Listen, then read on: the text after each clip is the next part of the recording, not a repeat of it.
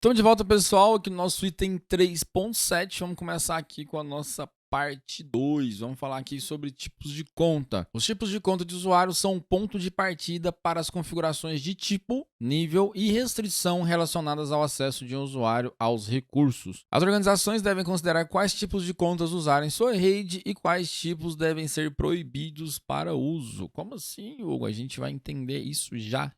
Bom, começando aqui com esse tópico, account types onboard e offboard. Isso não está especificamente no material detalhado, né, como item lá onboard e offboard. Eu trouxe para vocês aqui porque eu vi em outro livro, em outro curso também que eu fiz, e no material oficial aborda também esse onboard e offboard dentro de account types. Então bora lá. Quando um funcionário entra ou sai de uma organização, o processo de onboarding ou offboarding ocorre. O que seria isso, né? Esse termo tão... A integração, que seria esse onboard, uma tradução um pouco meio literal, by Google Translator, é o processo de criar um perfil de identidade e as informações necessárias para descrever essa identidade.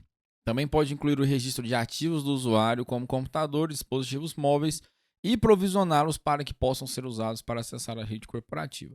Ou seja, onboard nada mais é do que quando o usuário entra na empresa, você fazer toda aquela criação de perfil, criar e-mail.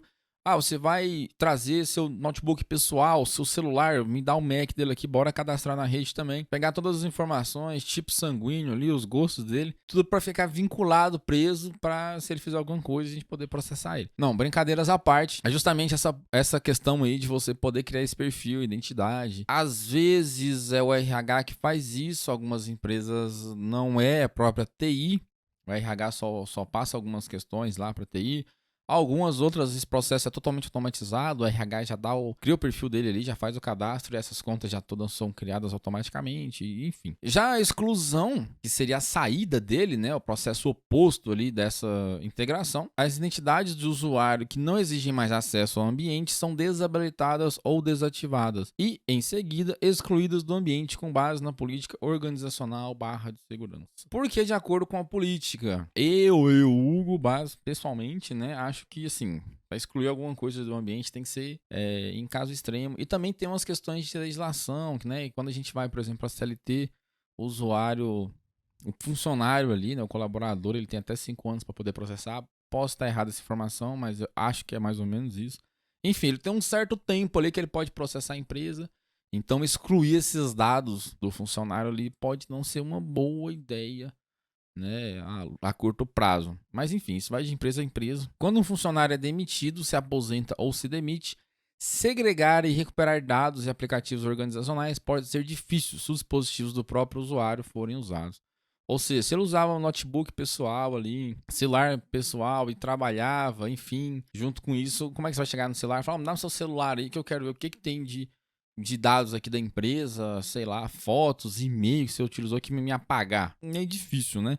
E às vezes ele tem um e-mail corporativo, ele faz um backup desse e-mail antes dele sair. Enfim, é bem difícil isso aí. Por isso que aquelas políticas de implementação, dependendo do quão crítico os dados da empresa que ele está lidando, a empresa não pode deixar esse negócio que é liberado. Ó. O BOD, né? Como ele traz o texto aqui, as políticas de BOD devem abordar como os dados e os aplicativos corporativos serão recuperados durante o processo de exclusão. Então, se os dados são muito críticos, provavelmente a empresa vai entregar um notebook corporativo, um smartphone corporativo e vai ter controle sobre todos esses dispositivos para ele não fazer nenhum tipo de exfiltração de dados. Mas aí também a gente entra nessa parte de offboarding com a questão quando o funcionário vai mudar de departamento, que pode acontecer. Porque assim, às vezes ele está na contabilidade e depois ele vai, sei lá, para o RH ou para o financeiro, enfim. Não sei se contabilidade financeira é a mesma coisa, mas ele muda de departamento. Então, essa questão aqui de identidades, né, que não exigem mais acesso ao ambiente, ou seja, a questão de permissionamento, tem que ser desabilitado. Às vezes acontece que não, né? Porque como ele não foi desligado da empresa, às vezes não passa pelo RH como uma demissão. Às vezes enfim, a depender da empresa. Mas aí, enfim, alguém tem que ser notificado que esse rapaz saiu da empresa, esse funcionário saiu da empresa, ou que mudou de departamento, para poder mudar essas permissões dele. Senão ele muda de departamento, continua com as permissões ali, enfim, isso pode dar problema uma hora. User account, ou uma conta de usuário, também é conhecida como conta padrão, conta limitada, conta regular ou até mesmo uma conta normal. Uma conta de usuário é limitada porque esse tipo de conta deve ser usado para tarefas normais de operação diária. Normalmente, uma conta de usuário é proibida de instalar ou fazer alterações significativas no sistema operacional. No Windows, mesmo se eu não me engano, acho que até apagar atalho da área de trabalho não permite. Os administradores devem receber duas contas. Uma conta de usuário padrão para usar nas atividades diárias e outra conta de administrador que possui privilégios e permissões superiores para modificar o ambiente. Isso seria no ideal, né? Ideal, mas normalmente quem é admin não tem paciência para na própria máquina, às vezes ele ficar tendo que digitar senha para subir privilégio, enfim. A supervisão e o controle de permissões de conta acima do padrão são Privileged Access Management ou Privileged Account Management, o famoso PAN aqui, que seria esse gerenciamento de controle de permissões aí, acima do padrão, porque são privilegiadas, ou seja, permissão de administrador. Shared and Generic Accounts / Credentials, ou seja, contas compartilhadas, contas genéricas, né? Sob nenhuma circunstância, um ambiente de trabalho deve implementar contas compartilhadas, contas de grupo ou contas genéricas que possam ser acessadas por mais de uma pessoa. Hugo, mas por que isso? Lá no minha empresa, no meu departamento, a gente tem uma conta de e-mail lá que todo mundo tem a senha padrão, aquela senha super forte, que não muda há mais de 10 anos. Porque simplesmente a gente não consegue aquele atributo que a gente viu lá no início, questão de responsabilização. A gente não consegue fazer identificação e responsabilizar quem fez.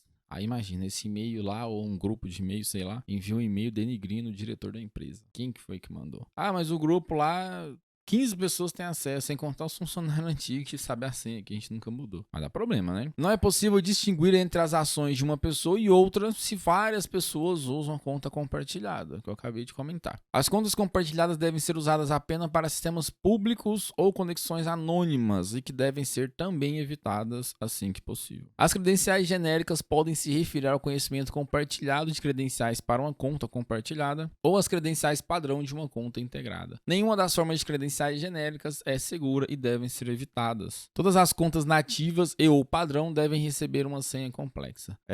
Em um ambiente aí que eu tive acesso, o pessoal teve um problema com isso daí, por exemplo, eles utilizavam lá o e-mail do Google e tem a questão de grupos do Google e tudo mais. E aí começou a ter uns incidentes. Um e-mail lá, que era e-mail de departamento, 10 pessoas tinham acesso e começou a sair uns e-mails vazados. Aí o pessoal mudou para grupo, que também tinha um problema de questão de identificação. Quando você mandava e-mail pelo grupo, não identificava. Aí depois acho que o Google mudou umas coisas lá, você atribuía a conta para a pessoa, e aí mesmo ela mandando e-mail pelo grupo, sei lá, financeiro, @ alguma coisa lá, aparecia, enviado por fulano, ponto, não sei o que das contas, ponto, não sei o que, era o nome da pessoa, para poder identificar ela. Justamente porque esse tipo de conta aí, ó, esse negócio de conta genérica, conta compartilhada, não dá certo. Aí a conta era do departamento, aí o chefe tinha acesso à senha e ele passava para uma ou duas secretárias, aí a secretária mudava de departamento e o chefe ficava com a senha, aí saía o chefe, trocava, entrava um outro chefe, ele queria ter acesso àquela conta, mas o chefe anterior saiu obrigado, eu fui demitido, aí como é que o cara vai ligar para ele, pedir a senha do e-mail, aí resetava a senha, pedia pra TI resetar, e aí a TI resetava e ficava aquela coisa assim magnífica, né? Uma coisa bem top mesmo assim, desse controle de segurança. Guest Accounts, né, seriam as contas de convidado. Elas podem normalmente ser implementadas de duas formas. Usar uma conta de convidado de grupo compartilhado que todos os visitantes usam, o que obviamente tem que ser evitado, ou criar uma conta exclusiva para cada convidado, com privilégios específicos limitados, sendo esse o mais recomendado, pois é possível responsabilizar os indivíduos. Mas aí nesse caso, a gente vai ter uma conta de convidado, porque se você parar e pensar, pô, mas eu vou criar uma conta exclusiva para cada convidado, então ele não vai ser um convidado, ele vai ser uma conta padrão. É que normalmente quando a gente fala, vamos criar uma conta de convidado, normalmente essa conta ela tem período de expiração, então pode ser que ela dure, sei lá, uma semana, um mês, enfim. Uma conta de convidado exclusiva por usuário também pode ser usada para personalizar e direcionar o acesso e as permissões para as necessidades e requisitos de trabalho do visitante ou convidado temporário. Como eu disse, se criar uma conta ali padrão, você pode eu só vou usar navegador, enfim, você permite ali o que ele vai precisar usar, enfim, e passa compartilhada, e que essa questão aqui de convidado temporário. Já coloca um prazo de expiração dessa conta aí. Vamos falar aqui agora sobre Service Accounts. Uma conta de serviço é uma conta de usuário usada para controlar o acesso e os recursos de um aplicativo.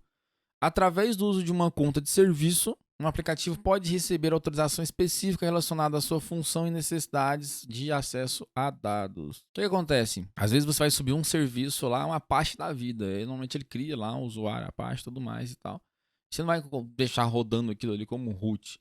Porque a maioria dos aplicativos aqui, ó, não precisa de permissão total no sistema.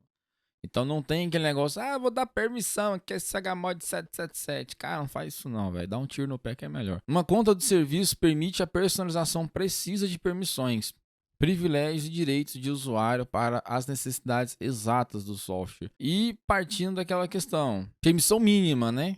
O máximo de restrição possível ali. O bloqueio de conta pode precisar de ser desabilitado para contas de serviço que são de missão crítica. Porque quando você cria essa conta, normalmente ela tem lá a data de expiração, às vezes tem uma senha específica para ela, né? E questão de ser desabilitado, sei lá. Você tem uma política lá de senha, que a senha de todas as contas tem que ser trocada a cada 6 meses. Você vai fazer isso para uma conta de serviço? Não dá. Então tem que ser um pouco diferente isso daí. E aí por isso tem essa questão aqui de bloqueio de conta pode precisar ser desabilitado. Você não tem que ficar tocando a senha daquele serviço ali, por mais que às vezes seja interessante. Bom, pessoal, é isso. Chegamos aqui no final da nossa parte 2. Na parte 3 a gente vai começar a falar sobre políticas de conta. Espero que estejam gostando aí do conteúdo. Não se esqueça de dar aquele comentáriozinho que ajuda bastante a gente aí, o feedback. E bora lá para a próxima aula. Eu vejo vocês lá. Forte abraço, até mais.